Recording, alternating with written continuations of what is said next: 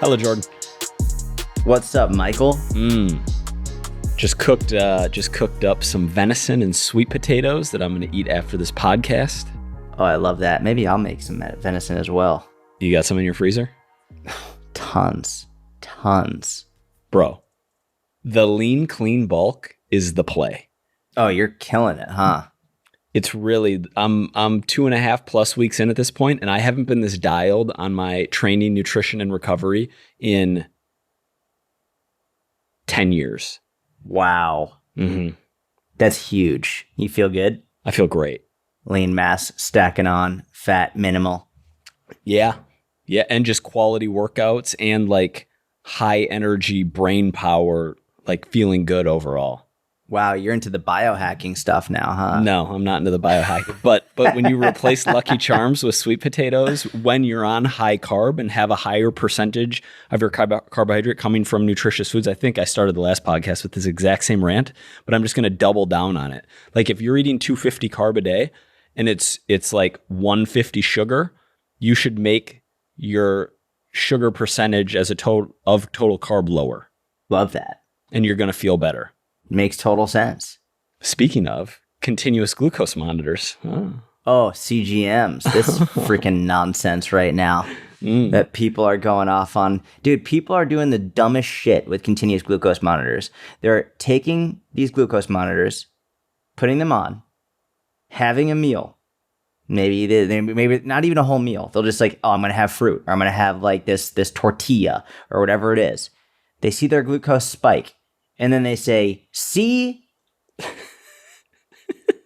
Bro, what's fucking normal. Your body's supposed to do that. And then it comes back down to normal levels. Congratulations. You've just monitored a healthy glucose response.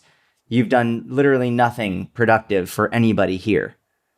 Well, I've seen this too. I actually haven't seen it in a while, but when I was in a real TikTok phase, there was this one dude who was doing that, and everyone in the comments is like, do this food, do this food, do this food. And that was like, each TikTok was like, I'm going to test out X food with my continuous glucose monitor, and then posted the response. And what I always failed to understand was like, you're making this leap in saying that when you have higher glucose in the bloodstream temporarily, that's a bad thing. Like that never was stated or addressed, and it was inferred by literally 95% of the people in the comments that like spike in blood sugar is bad. Try this food, see if it spikes my blood sugar, because if it does, I don't want to eat that food. It's like, okay, then you're just not going to eat carbohydrate ever, which nothing. Subpar life strategy for many reasons, but it was never even addressed. There was never even a thesis as to why any spike in blood glucose is a bad thing. Yeah, there are huge accounts that's their entire thesis is that you never want to spike your blood glucose. Like any spike in blood glucose is essentially a death sentence.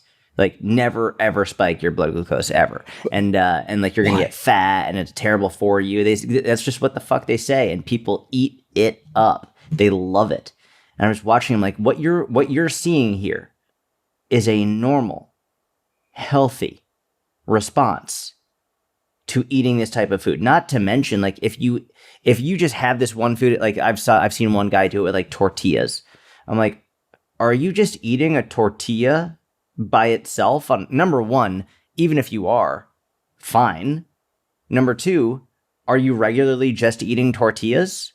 Because what if you measured your blood glucose response if you have a tortilla with meat and beans and rice and avocado and all this stuff in there? That's going to change it. But even that stuff is even beside the point, because if we look at over the long term, over a month of someone having continuous glucose spikes, then going back down to normal and their calories are in check, the fuck do you think is going to happen? Mm-hmm.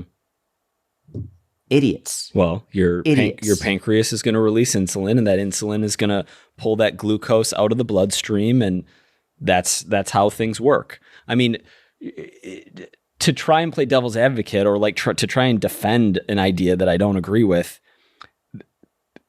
some people who are very overweight, like clients of mine I've had who are very overweight and have poor insulin sensitivity, I'm going to will generally do better on a little bit lower carb diet, right? I'm not going to put them on like the macros I'm on right now with high carb, low fat. But that's a minority of the population. That's like an intricate detail that falls below the fact that total calorie intake is the most important thing for losing body fat. Like, to focus all of this energy on certain foods that spike blood glucose, I just don't understand the bottom line. Yeah. Not to mention, just like you were saying, if they just reduce their total calories, as a part of that reduction in calories, carbs would be reduced as well. But reduce your calories, reduce your energy intake, and you're going to lose weight, and then you'll become more insulin sensitive. Yep. I think we're preaching right now. Like, I can't imagine that. What we're trying to do is we're trying to get clips for our social media platforms. Personal since trainer we're doing video podcast. pods now, we're getting clips for our video platforms. So that whole heated discussion, that was pre-planned. You just saw pre-planned content come out. So then we could put this on other platforms. And by the way, the Personal Trainer podcast is making not weekly content, not monthly content, daily content on Facebook, on Instagram, on TikTok, on YouTube. Personal Trainer podcast. Give us a follow. Links in the show notes. We'd really appreciate it. We're working hard to grow those. This is week 3 of 12 of the trial period. We'll see. We might be audio only in January. Who knows? Only time will tell. But for right now, we are curating content for these platforms. And who knows? Maybe we'll be obsolete in the next 90 days. Obsolete. Maybe we'll take over in 90 days. You never know. It's going to be good. I'm excited. What else? What other clips are we trying to get? Oh. we'll get in there. The new purpose of the podcast is solely to make clips for whether you enjoy it or not. Buckle up. No, I want to. I'm down hear about the mini over cut. 8 pounds, like 8.5 pounds down. How about when that person said your weight is the same as it was 11, or like your all-time low weight was 11 days ago? I would have quit, even though you were losing more than a pound a week. Yeah, that was yesterday. Someone said that. And then today I had a whoosh, and today I lost like over a pound. It's so funny. People quit and they don't realize that they just kept going. They would have made progress. People quit. There's too fucking obsessed. Actually, a guy made a post yesterday. I got tagged in this a bunch of times. I'm going to see if I can find it. He has a pretty big account. I think his name is Adam Grant or something. Do you know this guy? No. Yeah, Adam Grant.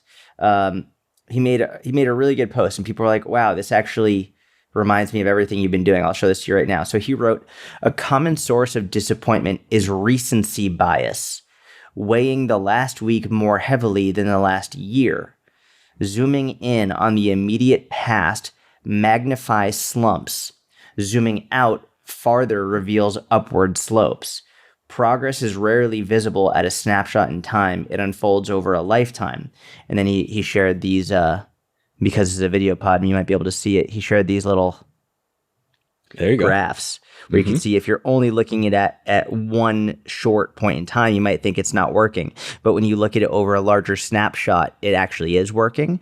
And I got tagged in this so many times, people being like, "Wow, that reminds me a lot of your weight loss aspect," where it's like, if you only look at day to day, of course you're going to get frustrated. But looking at day to day is a waste of fucking time. You're not seeing anything. It's like, it would be like if you're trying to understand what someone is telling you, but you only hear 4 words out of an entire paragraph of things they're saying. Like, you're only hearing 4 words, but you're missing everything else they've just said. Or if you're trying to read a book and instead of reading every page, you read 4 words on every page. Well, of course, you're not going to understand what's actually going on.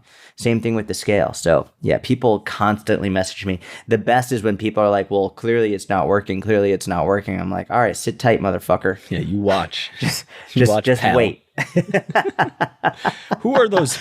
Like, are they anonymous accounts? Are they like, they can't be other coaches? Who's sending that kind of message? No, it's not other coaches. It's usually, and I'm just saying the truth. All right. So no one get mad at me. It's usually women Misogynist. between Jordan's a misogynist. It's usually women between 35 to 60, so pretty big range, who, from their previous messages to me and from what I see on their page, have historically struggled with their weight, and they're angry. A little bit of projection. Yeah. They're just angry and upset, and so this isn't working. You know what? You continuing to push through and document that journey and show them that actually it does work could pull them into the light. Hopefully. That's what I'm hoping for, man. You're like when you said people quit way too early. Okay, that's enough. People quit way too early, not only on fat loss journeys, but in anything and everything and most things. Yeah, business too. Yeah. We can make a whole clip about this. Let's go in on this. This is the new thesis of everything. Let's make a clip about this.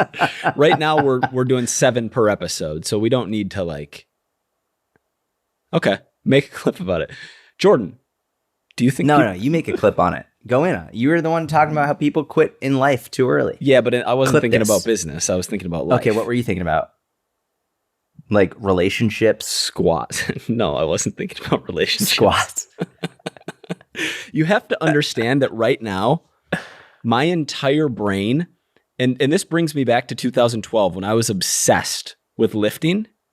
And as a result of the attributes and sacrifices made to maximize progress in one realm, it bled over into so many other decisions. It was like that obsession around lifting. This is months, within a month after I quit my accounting job, I was like, okay, I need to continue to make money, but online poker is illegal in the US. Like, I'm moving to Canada.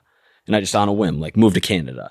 Was playing poker there for a few months. Then I was like, all right, I got to get my website up and running to look like JC Deans. Got that up and running. I fully attribute this behavior to the lessons that I learned through intense strength training. And so that's what I'm completely wrapped up in. There was where did I hear it? On my buddy Danny Miranda's podcast. Someone, forget the guy's name right now, but and I'm sorry because I'd like to give him credit. But he said something. They were talking about obsession, and he was talking about how to identify what you're obsessed with, and along the lines of what makes you forget to go to the bathroom, what makes you when you're staying up late at night and working on something and it's past midnight and you're still working on it, what's that thing? And none of this really resonated because I don't have a thing like that right now. And I don't even know if I ever have. It's almost like sleep is the thing. But my focus on my own fitness right now is that thing. It reminds me of Tim Ferriss actually said, someone's like, how do you find your passion? And he said, I'm pretty sure it was Tim Ferriss, said, actually it might have been James Clear. What feels like play to you that is work to everybody else? And so interesting. I am fully on the lean, clean bulk, all that's occupying my mind, sleeping 9 hours a night, eating nutritious, drinking a lot of water, feeling really good. Jord, is there anything better on earth than linear periodization, than just slapping 10 more pounds on it week over week over week? And it just That's why people get obsessed with strength training. Yeah, it's just the best. Yeah. And it feels lighter the next week, but it's 10 pounds heavier. Which and that's why it's a very short window that it lasts. And that's why people quit strength training. And it stops. Full circle. Don't quit. Yeah. People quit too early in anything, in lifting. So that's what I was thinking. Soak it up while you get those linear gains. And then once those linear gains stop, keep going. Exactly. And you might be thinking Mike, how are you making linear progress right now at this stage in your training career? I think that probably speaks to the quality of my training prior to this window, as well as the fact that I wasn't putting in this attention into recovery. I was eating at maintenance or a slight deficit. I wasn't in a surplus. All of these factors make it easier to build strength and muscle. I also think you've been so much more intense and deliberate with not just your actual training, but your approach to training.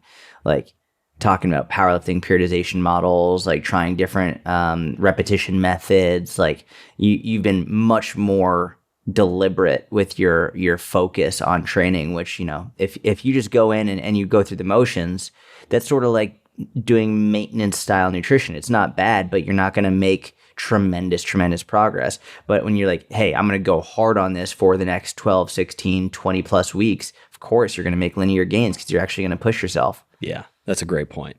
And it's fun. It's like, it's super fun. Yeah. Would you say that your current obsession in life outside of your daughter is jujitsu? 100%. Jiu-jitsu and cardio. But cardio only because of jiu-jitsu and because of heart health. I'm going to show you another picture right now. Check this out. I just took this before we got on the video pods. People love this. Blood pressure from today, 109/70. Wow. Yeah. Let's go. So between blood pressure and just jiu-jitsu performance, that's why I'm obsessed and super passionate with my cardio. Alex Viata is more obsessed with my cardio than I am in terms of that guy is putting me through some truly hellish workouts, and he is obsessed with me trying to really get an insane mile time, which frankly I hate. Like, I hate doing mile times. He has me doing these things called pace extensions right now, which is basically where I'll do like 0.15 miles at like every sprint is at the same speed. So the other day I did 10.3, so 0.15 miles at 10.3 on the treadmill. Mm-hmm. And then I did a 0.15 mile rest, but the rest was still jogging. And then I went like 6.5 or something. Fuck no way! It'd be way too hard. It was like he had it at 5, but I actually lowered it to 3 because I was like, I'm just gonna walk right now because it was a lot. So I did a half mile warm up, 0.15 miles at 10.3, then 0.15 miles at 3, then I did 0.2 miles at 10.3. And then 0.15 miles at 3. And then I did 0.25 miles at 10.3, and then 0.15 at 3. And then I did 0.3 miles at 10.3 and 0.15 at 3. And then 0.35 miles at 10.3 and 0.15 at 3. And then I go all the way back down again. So it's a total of like, I think it worked out to be almost 4 miles between the warm-ups and those sprints at like just insane sprint speeds, which, you know, maybe not insane for someone who's a legit runner, but for me, who's like, my main thing is jiu-jitsu, and then just sprinting is what I do to try and improve my performance. I hate those sprints. Like, it's awful. It's like, I can't stand it. It's absolutely devastating for me, but I know for a fact I wouldn't do it if I didn't have jiu-jitsu. Like if I didn't have jiu-jitsu, I wouldn't have the wherewithal to push through that pain. Mm-hmm. Because I have another level of performance that I want to achieve, like, and I know this will help me with that, it's worth it for the pain. But like, otherwise, it wouldn't be worth it for the pain. So I'm very well aware of like, jiu-jitsu is the passion right now. That's super interesting because from a maximizing heart health perspective, you're getting, and correct me if I'm wrong here, but you're getting the majority of the benefit just from doing enough zone 2 work. Correct. Like 100%. Like these sprints are a cherry on top, but they're adding marginal benefit from a heart health and longevity perspective. Correct. Whereas they're adding quite a bit to jiu-jitsu conditioning performance perspective. Yeah. So basically what we've been discussing is my zone 2 base, he's beyond happy with. He's like, man, it's crazy to see how good your zone 2 is. Even how intensely I can run for a long period of time while staying in zone 2. And that's been cool to watch and track my heart rate progress, where like I can go for a very long time without getting fatigued because I'm still in zone 2.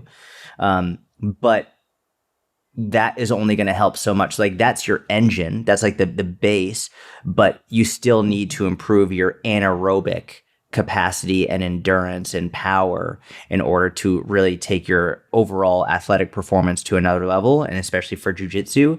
So while the zone 2 work and the aerobic capacity and aerobic power will make it take longer for me to get into the anaerobic aspect, I still need to improve the anaerobic components. So that's where these sprints really come in, and they're devastating. They're really awful. But you know what's crazy is the guy who just broke the marathon record. I think he broke his own marathon record. I forget his name.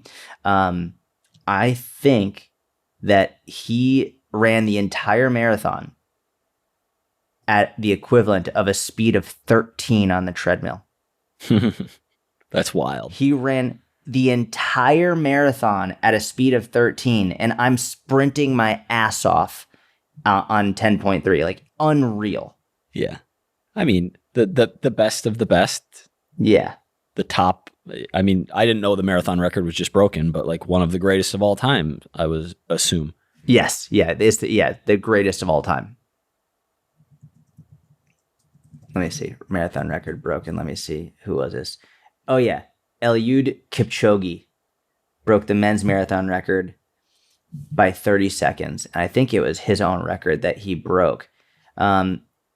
He ran a marathon in 2 hours, 1 minute, and 9 seconds. And it was 30 seconds faster than his previous record.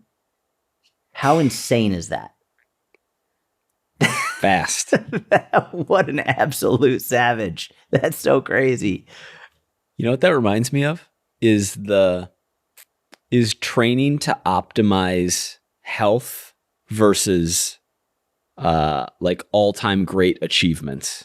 Yeah. Right? Because you might know this data better than me, but the mean life expectancy of elite marathon runners is like not that good. Yeah, it's not that good. Yeah. Yeah, I don't think it's very high. And I think that has a lot to say for not even necessarily their training as much as their lifestyle. I think if you're competing at a super high level, your stress has to be pretty high. I don't think you can be, you're definitely not living a well-balanced life.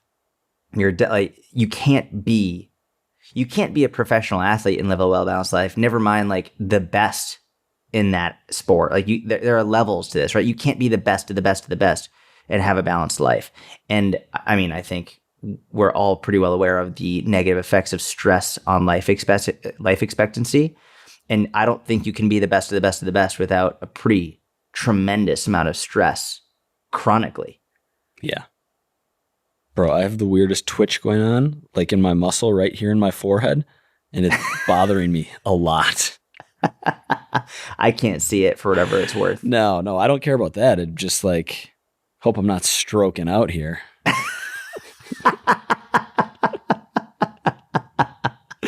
They got video pods, and then Mike had a stroke. Week 3 of video pods. It was a good run. No, that's not what's happening. No, you're good. You're good. You're not having a stroke. No, I sometimes get like eye twitches, but very rarely right here. What should we hit on next? You tell me.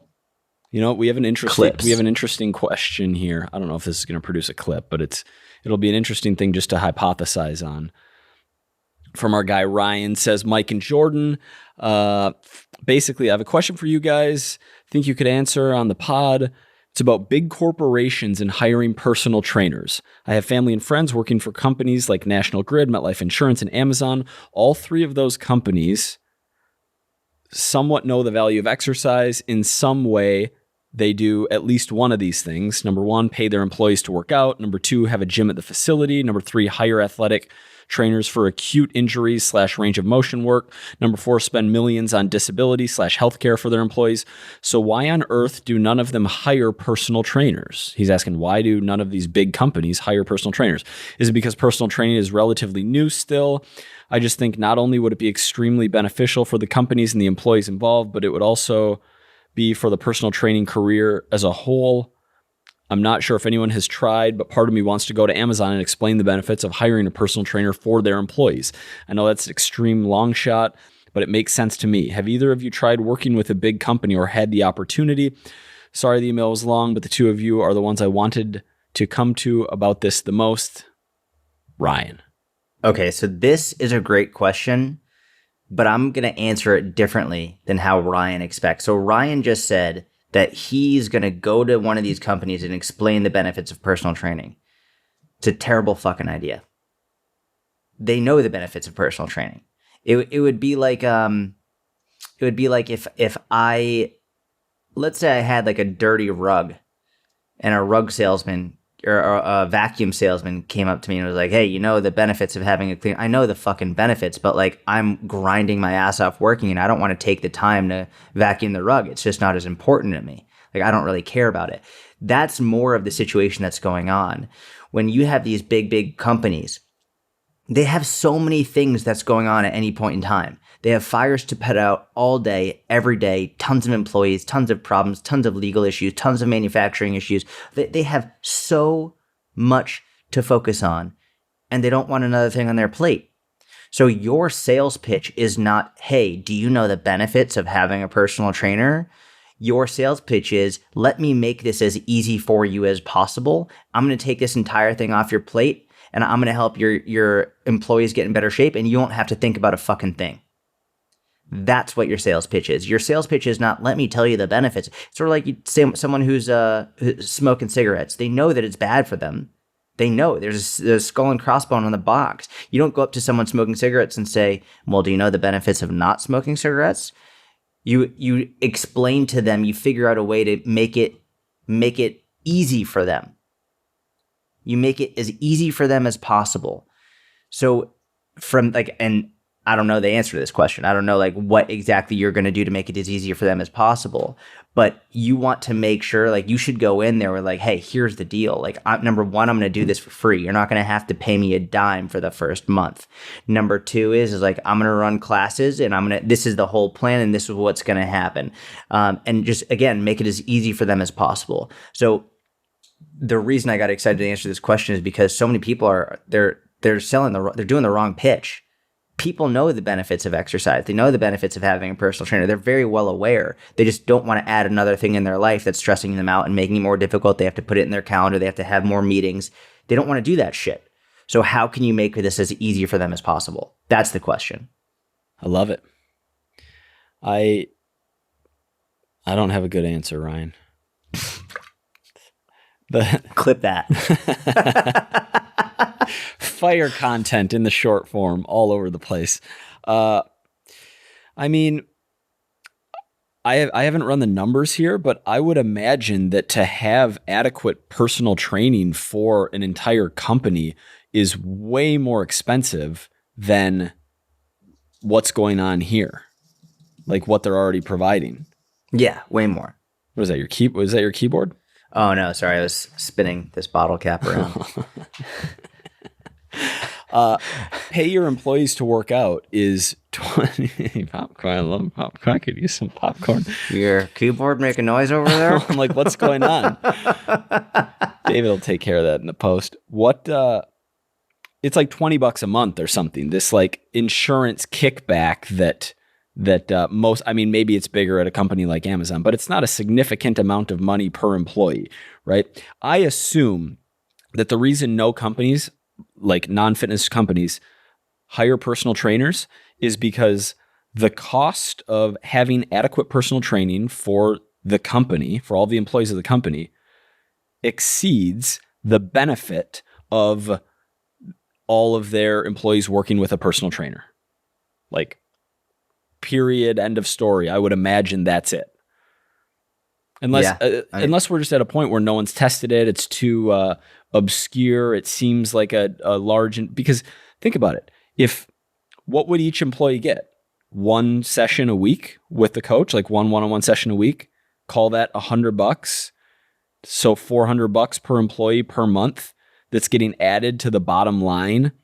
Or sorry, not getting added to the bottom line, getting taken away from the bottom line. It's getting added as an expense for Amazon to have personal trainers on salary to cover every employee.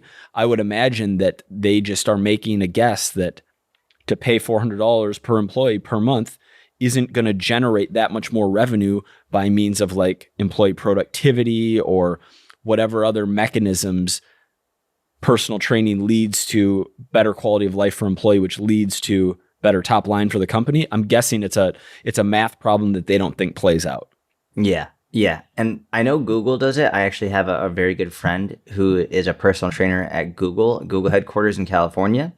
And I believe how they structure it is it's sort of like they have a gym and the personal trainers are just there and employees can schedule a time with that personal trainer. Now, I don't know who's paying the trainer. I don't know if it's Google employees. I don't know if it's the company.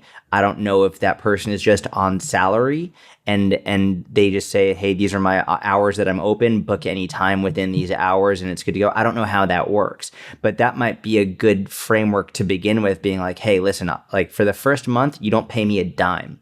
After that, if you like this, I'll go on salary. I'll be working from this time to this time, and I will just work with anybody who wants to from this time to this time. That being said, I mean, that's going to be brutal for you. Like that's a very brutal schedule. Like, hey, I'll be open from 8 to 5, whatever, and just those hours will fill up.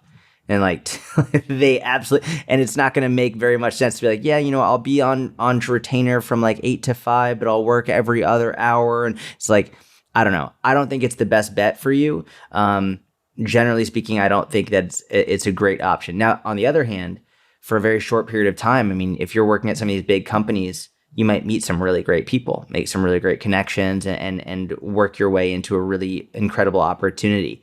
But like, yeah, I think it's a very difficult battle to fight, and I think you should just be making content online. Probably going to be better off. Yeah. And I don't know if Ryan was specifically, if it was more hypothetical or if it was really focused on himself and getting a position at one of these companies, but I agree.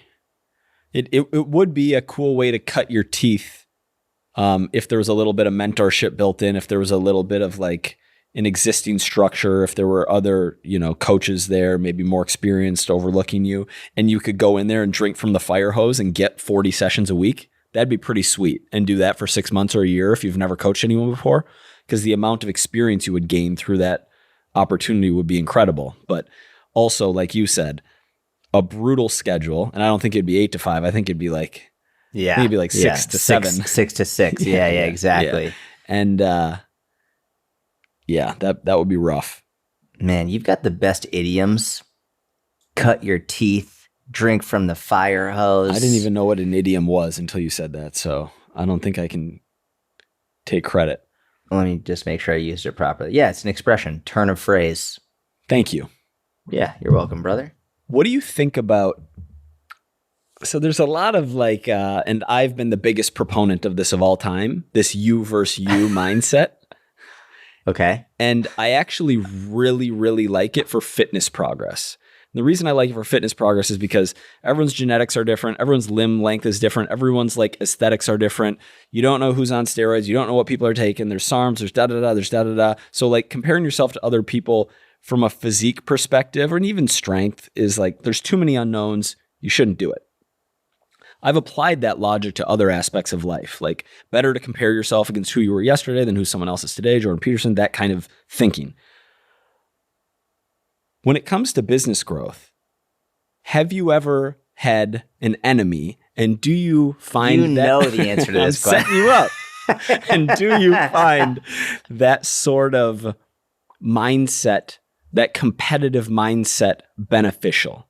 And by the way, I'll go full disclosure. The reason I asked this is because I saw someone's content that made me literally want to to go from 0 posts in 4 years or whatever it is to posting like 57 times a day just as like an elbow to the mouth of this human being, because that's how my gut reaction was in reading what I read. And then I was like, oh, I remember Jordan mentioning like, and knowing how competitive he's been with certain people. And I thought I'd throw it out there on the pod. Dude, that's how I've structured my life, is competing with other people without them knowing about it. Without them knowing. That is how I run every aspect of my life. My fitness, my business, my jujitsu, even like being a father. I'm like, I'm going to be a better father than that father. And it's not deliberate. It is like, I don't even know if I would have noticed it if you hadn't pointed that out to me in so many different scenarios. But that's 100% how my brain functions, where it's like I see someone and I'm like, I'm going to do it better than you. And like, but it's the thing is, it's usually someone who's really good, someone who is already better than me. And so then I like take that as competition, and maybe I won't beat them, but like competing will make me better than I would have been otherwise.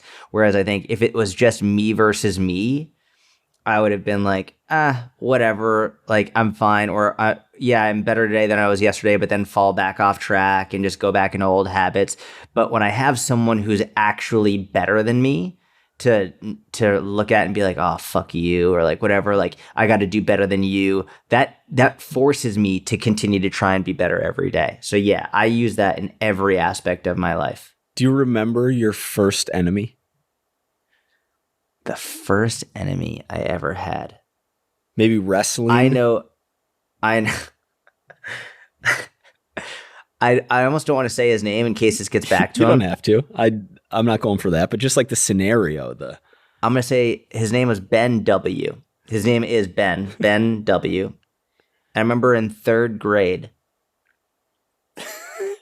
I wanted to be like the funniest kid in class. And I'll never forget, Ben W. said like the dumbest joke ever. It was so stupid and everybody laughed.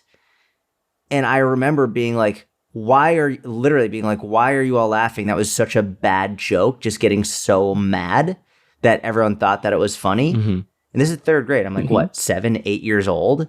And I was infuriated. And I was like, told my mom about it and da-da-da-da-da. And my goal was to make sure like to get other people to laugh and like more frequently than Ben W. did. And good. So, yeah, I think, and my mom laughs nowadays because anytime his name is mentioned, she can see my demeanor change and I get mad about it. Always. I will always get mad about any mention of him. And like, I'm sure he's a wonderful person, but like I think he was my first enemy. It's been ingrained in your blood from a very early age. Yeah, my mom loves that. She'll bring his name up just to see me get pissed. And it's like, it's not like I would be mean to him, but like, yeah, he was my first enemy in 3rd grade that I remember. That's funny. The feeling of, do you ever, not that exact feeling, but do you ever have that sense of confusion with just seeing like, and I guess this kind of goes back to the blood glucose monitors. It's like, when I see like a post with millions of views on it, I'm like, how is this doing well? Yeah. Like it kind of like, why are you laughing at this joke? That was a terrible joke. Like, how are so many people interested in this thesis?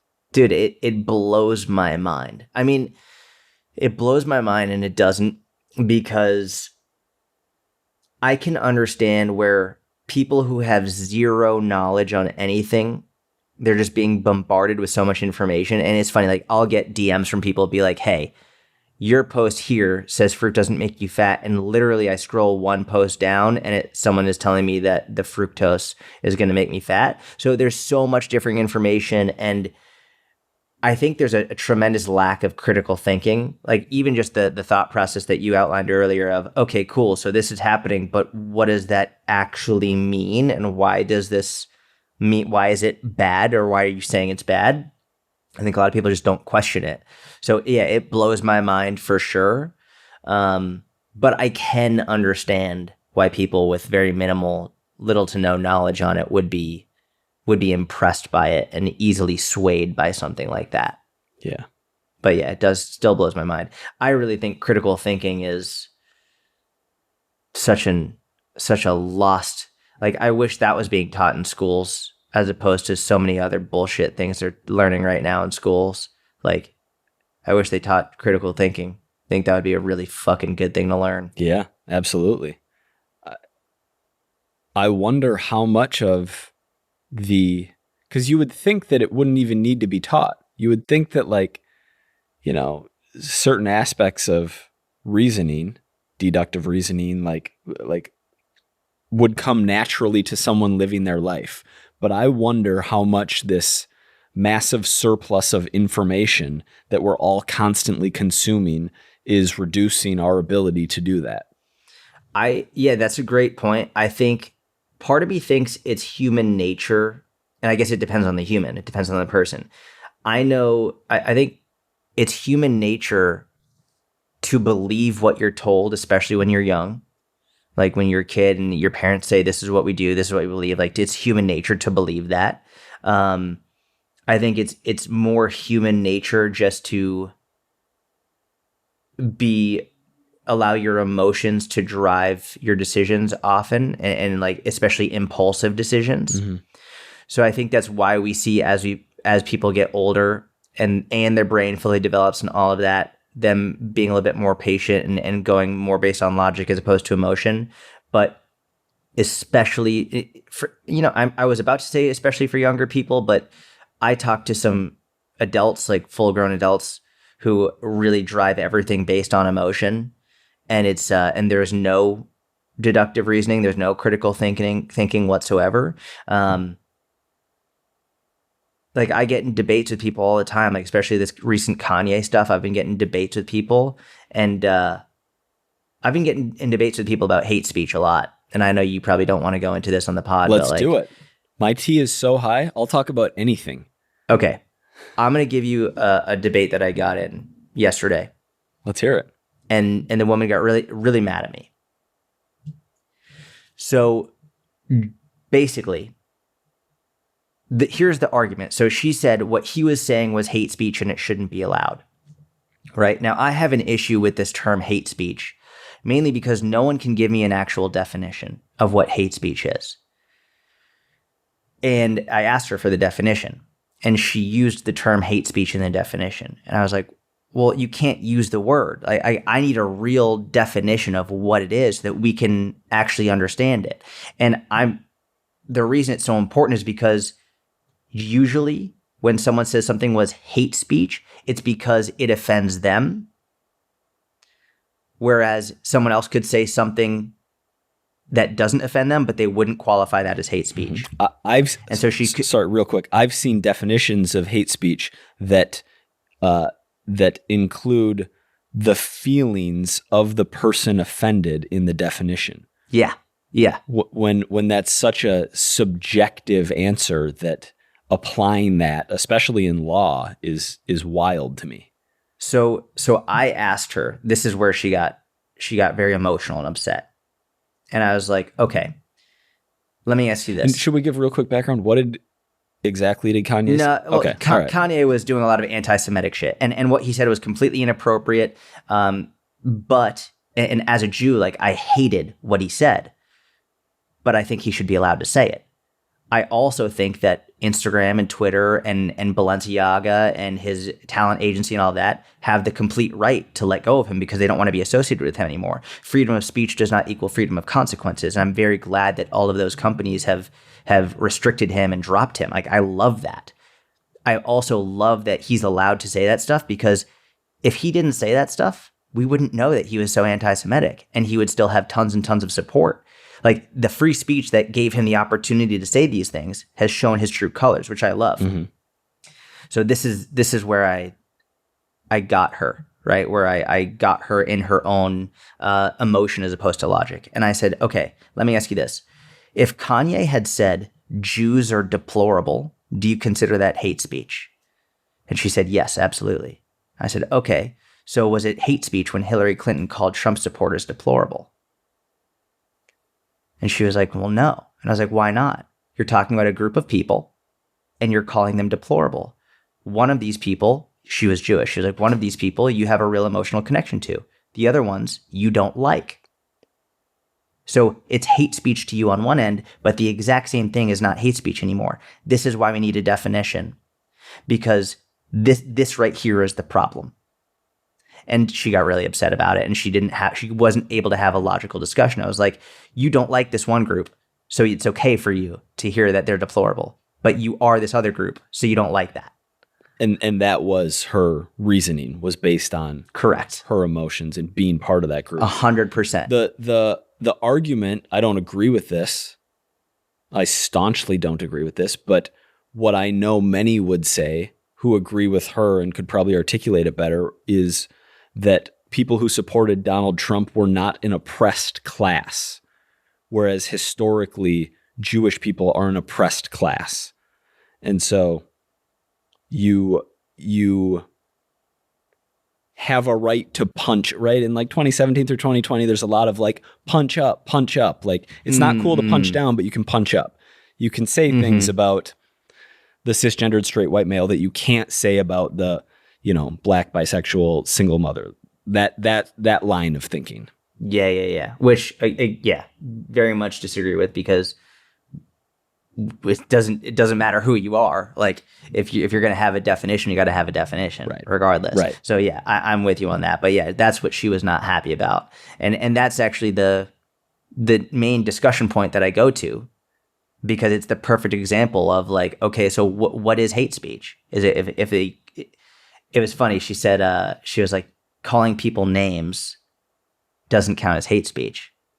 I was like, okay, well, is it calling them names? and you're thinking of a few names that like... Exactly. Yeah.